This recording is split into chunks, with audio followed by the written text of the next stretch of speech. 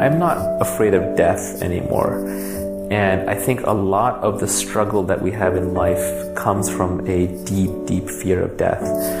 And it can take form in many ways. One can be that, we want to write the great American novel, or we really want to achieve something in this world. We want to build something. We want to, build a great piece of technology, or we want to start an amazing business, or we want to run for office and make a difference. And a lot of that just comes from sort of this fear that we're going to die, so we have to build something that lasts beyond us.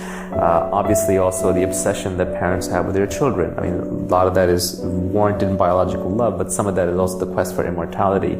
Even some of the beliefs and some of the more outlandish parts of organized religion, I think, fall into that.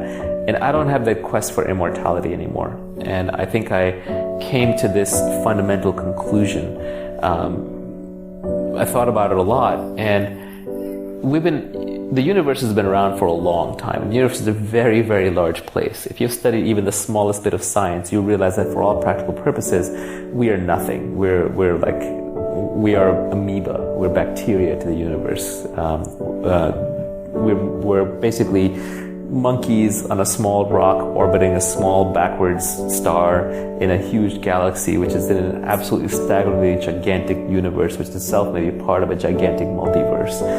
And this universe has been around probably for 10 billion years or more, and will be around for tens of billions of years afterwards. So your existence, my existence, is just infinitesimal. It's like a firefly blinking once in the night.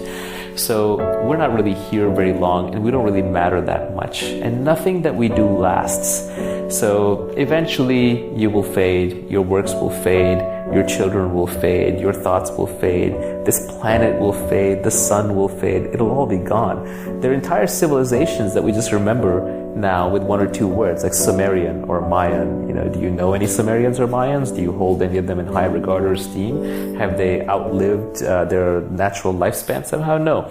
So I think we're just here for an extremely short period of time.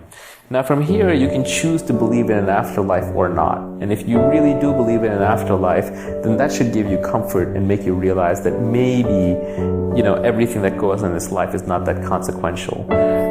On the other hand, if you don't believe in an afterlife, then you should also come to a similar conclusion where you should realize that this is such a short and precious life that it's really important that you don't spend it being unhappy. There's no excuse for spending most of your life in misery. You've only got 70 years out of the 50 billion or so the universe is going to be around. And whatever your natural state is, it's probably not this. This is your living state. Your dead state is true over a much longer time frame. So when I think about the world that way, I sort of realize that it's just kind of a game, which is not to say that you go to a dark place and you start acting unethically and immorally. Quite the contrary.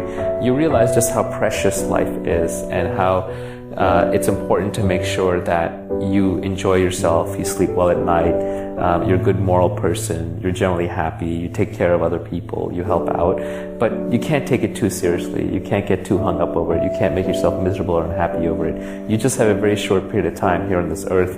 Nothing you do is going to matter that much in the long run. Don't take yourself so seriously. And then that just kind of helps make everything else work.